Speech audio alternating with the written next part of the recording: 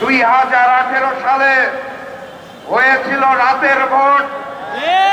2024 সালে আমরা দেখেছিলাম ডামি ভোট। শেখ হাসিনার পতনের পর ভেবেছিলাম 2026 সালে হবে আসল ভোট, কিন্তু 2026 সালে হয়েছে ম্যানেজ ভোট। লন্ডন থেকে ওই মুফতি সাহেব এসে জনগণের সমর্থন আদায় করতে না পেরে প্রশাসনকে ম্যানেজ করে, টিপসেককে ম্যানেজ করে, কমিশনকে ম্যানেজ করে, সরকারকে ম্যানেজ করে ম্যানেজ ভোট আয়োজন করেছে।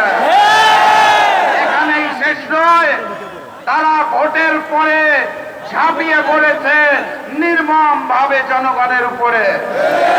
2018 সালে ধানের শীষে ভোট দেওয়ার জন্য যেভাবে করে গণধর্ষণ হয়েছিল, 2026 সালে এসে ধানের শীষে ভোট না দেওয়ার কারণে গণধর্ষণ আমরা দেখতে পেয়েছি।